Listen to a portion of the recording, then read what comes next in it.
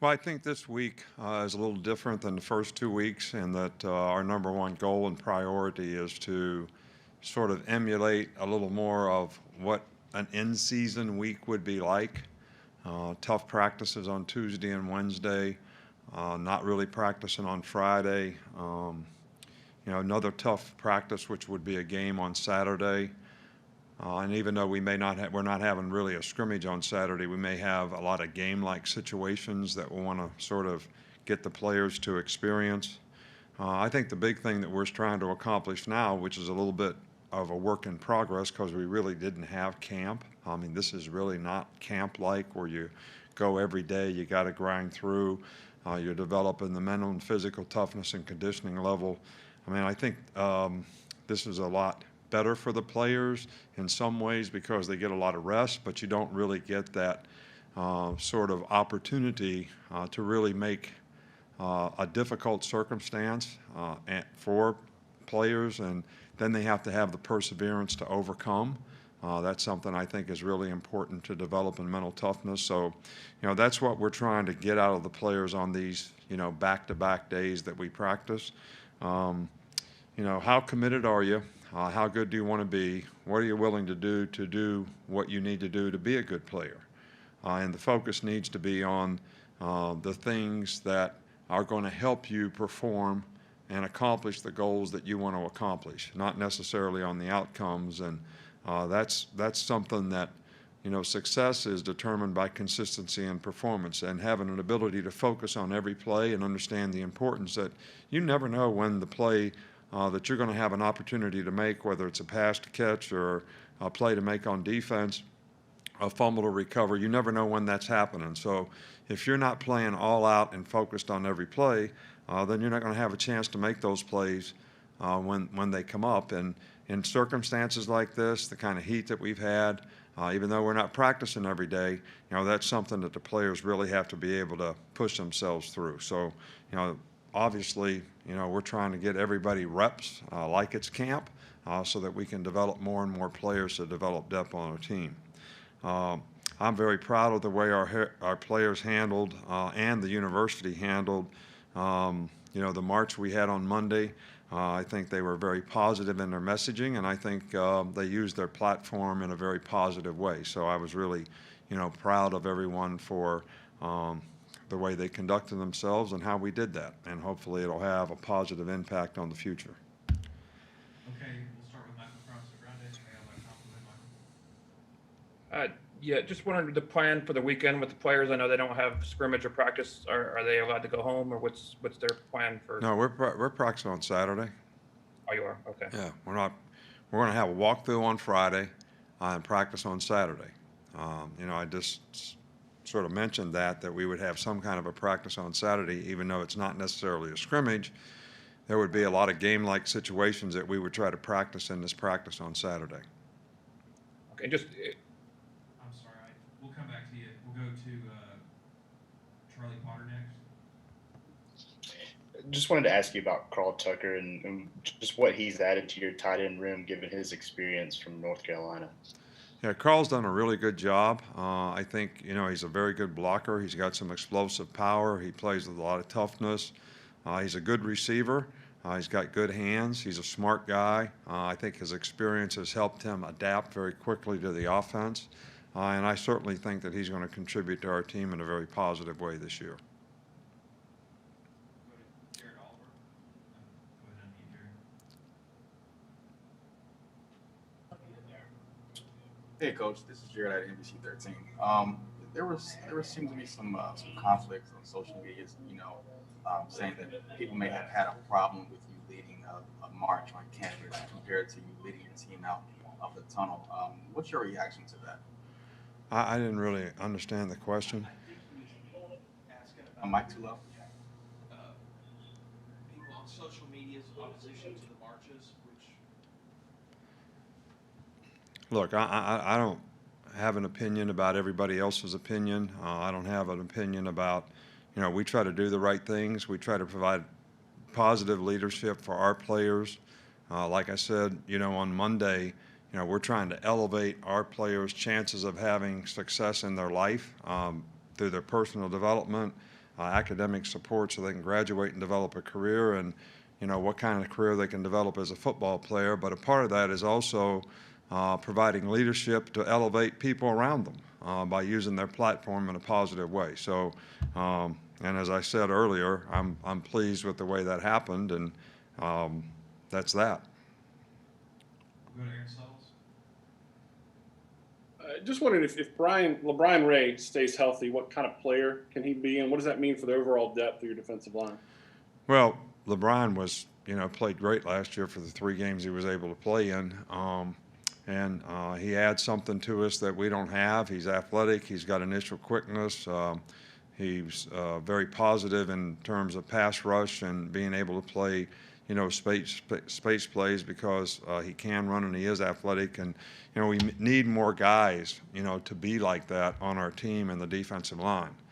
There's, too much spread, too many, loose plays in football right now that athletic guys that can run are really, really important to being a good defensive team. And I think that's the biggest thing that he adds. And we need more players to be able to play like him. We'll go to Charlie Potter. Just want to ask you quickly about Neal and the job that you've seen him do in that transition from guard to tackle. Yeah, he's done great. He's had a really good camp. He's very powerful. He's a prototype right tackle, in my opinion, for everything that we would look for. He's very athletic for his size, and he's a good pass blocker. He's long. He's hard to get around. He's smart. He's conscientious. He's a hard worker. So I've been really, really pleased with his performance. Go to Cecil Hurd. Hey, Coach. Obviously, you have 2 better and proven wide receivers and are looking for other guys at the wide receiver position. How does that develop? And in particular, ask about one's freshman, Javon. Yeah, I think we have several receivers that are doing a nice job. Obviously, we lost 2 great players. We have 2 great players coming back, and those 2 guys are both playing like great players. Mechie has done a really, really good job. So, we have a lot of confidence in him. Slade Bolden has done a good job. We have confidence in him. So those are sort of the experienced guys. And then, these freshmen, Javon Baker has shown promise. I think they all have. I just think they need to develop consistency and A, knowing what to do, and B, going out there and playing with confidence. And, so far, Baker's had the most continuity. He's missed the least amount of practices. He's been out there the most. He's a very competitive guy. So he's done a good job so far, but I'm pleased with, that entire core. Xavier Williams is, shown improvement. So, the whole group, I think, has shown, some marked improvement from last year, and they all need to continue to grow and develop, but I'm kind of pleased with the group. Go to Tony Sakalas. Hey, Coach, what does it say about your team that, you haven't had a player announce that they were opting out, and just what does that say about their decision and their commitment to play? Well, I'm excited about the fact that we have a bunch of guys that are committed to playing. I know there's a lot of things going on in the world right now that can affect that, as we see on a daily basis in terms of choices and decisions that players make. But I think it's important that, once you make a commitment to doing something, that, it creates more value for you if you do it the right way, and you focus on what you need to do to be the best player that you can be and control the things that you can control. And I think everybody on our team can create value for themselves by playing. We're going to play a lot of good competition, playing all SEC games this year. We have a chance to have a pretty good team. But, there's going to be a lot of variables that we have to overcome this year relative to the circumstances that we're in. So I'm excited about the fact that the players are committed and I'm hopeful that everybody will stay very much committed. I have no reason to think that they won't, but it's a changing time right now in terms of how people get affected by various things, but our guys have been really, really good about it, and I've really enjoyed the fact that once these guys made a decision to try to play and try to accomplish something, they've all stayed pretty much committed to it. Two more quick ones. Chris Walsh and then Mike Rudo. Yeah, you just kind of touched on this, but I'm wondering, midway through camp, what have you really learned about this team, or is it kind of too early for a team's personality to start to come together? Well, I really can't say. You know, there's so many variables, you know, right now. Young players that need to mature into roles, new leaders, new people playing new positions. We just haven't had enough continuity in practice, I think, for that to develop yet. It is developing, and I'm not disappointed in the way it's developing. I just think it's, you know, too early to call. And with the circumstances being as they are, and the unknowns, and doing things differently, like we've had to do things. It's different for players, it's different for coaches, it's different for everyone. We may not know until we play. So I don't know if I'll be able to answer that question until we play. Okay, go ahead, Mike. We'll finish up with you. Nick, you've spoken in the past about how much what happened at Kent State 50 years ago affected you when you were young. Just how much might have that influenced you to take part in this moment in history this week? Look, I wanted to be supportive of our players.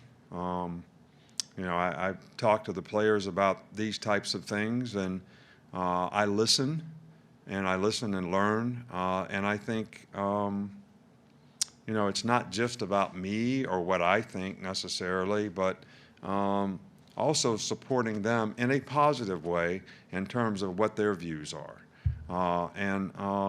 You know, the concepts that they support, I don't think they've ever come out and said they support any organization, good, bad, or indifferent. They support concepts of things that can be done in the future. And just like, you know, we're not letting this die. You know, we're making a list of things that our players can do and can encourage other people to do in our own community, some of which they mentioned on Monday. So this is just not, we came over there on Monday and we had a march and now it's over. It's, hey, we challenged everybody to do things to make a difference, and now we're going to challenge ourselves to try to do the same things, me included. So, and everybody can do that in their own way, and that's why I'm not judging anybody else, but I do support our players in their thoughts and what's important to them, and want to make sure that they express it in a very positive way. All right, Coach, thank you. All right, thank you.